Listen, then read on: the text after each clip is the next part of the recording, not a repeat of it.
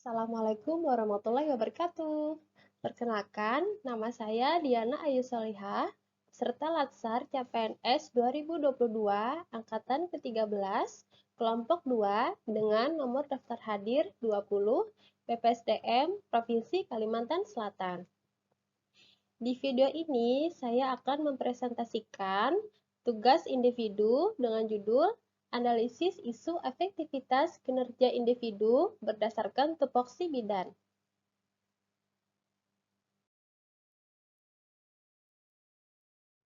Saat ini, saya bekerja sebagai bidan di Puskesmas Tamban. Selama memberikan pelayanan kebidanan, saya menemukan beberapa isu atau masalah dalam pelayanan kebidanan yang saya ambil diantaranya yaitu yang pertama, banyaknya ibu hamil yang tidak mengetahui pentingnya mengkonsumsi tablet besi selama masa kehamilan. Yang kedua, kurangnya pengetahuan orang tua tentang cara perawatan bayi baru lahir. Dan yang ketiga, banyaknya ibu hamil yang mengalami kekurangan energi kronis atau biasa disebut KEK. Selanjutnya, yaitu analisis lapisan masalah. Di sini saya menggunakan metode APKL, yang mana A itu adalah aktual, yang berarti isu itu benar-benar terjadi dan sedang hangat. Yang P, problematik, yang berarti isu tersebut perlu dicari solusinya. Yang K, kekhalayakan, yang berarti isu tersebut menyangkut hajat hidup orang banyak. Dan L, kelayakan, yang berarti isu tersebut realistis untuk dimunculkan inisiatif pemecahan masalahnya. Untuk masalah yang pertama, yaitu banyaknya ibu hamil yang tidak mengetahui pentingnya mengkonsumsi tablet besi selama kehamilan, untuk nilai aktual, skornya 4, untuk nilai problematik, skornya 4, untuk nilai kekhalayakan, skornya 3, dan untuk nilai kelayakan, skornya 3, dengan jumlah skor 14. Untuk masalah yang kedua, yaitu kurangnya pengetahuan orang tua tentang cara perawatan bayi baru lahir. Untuk nilai aktual, skornya 4. Untuk nilai problematik, skornya 4. Untuk nilai kekhalayakan, nilai 4. Dan untuk nilai kelayakan, nilai 3, dengan jumlah skor 15. Untuk masalah yang ketiga, yaitu banyaknya ibu hamil yang mengalami kekurangan energi kronis atau KEK. Untuk masalah aktual, nilai 4. Untuk masalah problematik, nilai 4. Untuk masalah kekhalayakan, nilai 4. Dan untuk kelayakan, nilai 4 dengan jumlah skor 16. Dari ketiga isu masalah tersebut, yang menjadi isu prioritas yaitu masalah yang nomor 3, banyaknya ibu hamil yang mengalami kekurangan energi kronis. Di sini saya akan menjelaskan sedikit tentang kekurangan energi kronis pada ibu hamil. Kekurangan energi kronis pada ibu hamil yaitu kekurangan energi yang memiliki dampak buruk terhadap kesehatan ibu dan pertumbuhan serta perkembangan janin. Kekurangan energi pada ibu hamil bisa diketahui dengan cara melakukan pengukuran lingkar lengan atas, dan ibu hamil dikatakan kekurangan energi kronis jika lingkar lengan atasnya kurang dari 23,5 cm. Adapun dampak dari kekurangan energi kronis pada janin yaitu diantaranya adalah bisa menyebabkan abortus, bayi lahir mati, kelahiran prematur atau kurang bulan, dan bayi lahir dengan berat badan lahir rendah atau BBLR. Selanjutnya yaitu analisis fishbone. Analisis fishbone merupakan suatu pendekatan terstruktur yang memungkinkan dilakukan suatu analisis lebih terperinci dalam menemukan penyebab-penyebab suatu masalah, ketidaksesuaian, dan kesenjangan yang ada.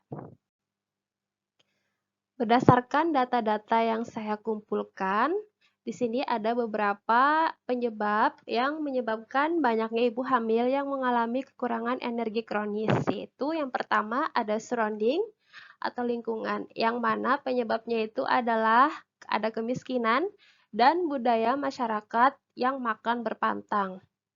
Lalu sistem, di sini yang menjadi penyebabnya yaitu pengetahuan ibu hamil yang kurang dan kurangnya minat baca dan mencari informasi yang benar.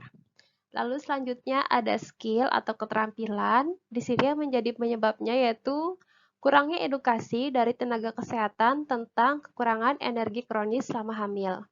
Dan ada supplier atau pemasok di sini yang menjadi penyebabnya adalah media penyuluhan yang terbatas. Analisis masalah dengan analisis SWOT. Analisis SWOT merupakan teknik analisa yang digunakan untuk mengevaluasi kekuatan atau strength, kelemahan atau weakness, peluang atau opportunities, dan ancaman atau threats. Pada isu masalah ini, yang merupakan kekuatan atau strength-nya yaitu ibu hamil rutin datang ke fasilitas kesehatan untuk memeriksakan kehamilannya. Untuk kelemahannya atau weakness-nya yaitu, ibu hamil masih banyak yang meyakini tradisi yang merugikan kesehatan, serta tenaga kesehatan yang tidak memberikan edukasi secara efektif. Untuk peluang atau opportunities-nya yaitu, menambah pengetahuan ibu hamil dan keluarga mengenai pentingnya nutrisi yang cukup selama masa kehamilan, serta mengurangi resiko ibu hamil menderita kekurangan energi kronis sejak dini. Untuk ancaman atau threats-nya yaitu suami dan keluarga yang tidak mendukung pemenuhan nutrisi ibu selama hamil dan secara tidak langsung dapat meningkatkan angka morbiditas dan mortalitas ibu dan janin. Selanjutnya yang terakhir yaitu alternatif penyelesaian masalah.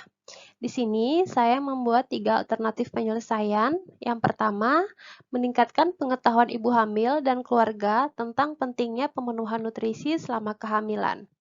Adapun tahapan alternatif penyelesaiannya yaitu memberikan edukasi secara langsung oleh tenaga kesehatan dan membuat poster atau leaflet tentang kebutuhan nutrisi ibu hamil.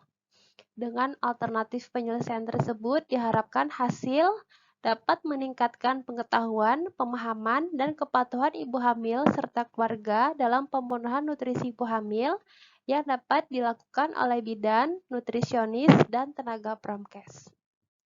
Lalu, alternatif penyelesaian masalah yang kedua yaitu melakukan kerjasama dengan puskesmas melalui program Permata Bunda.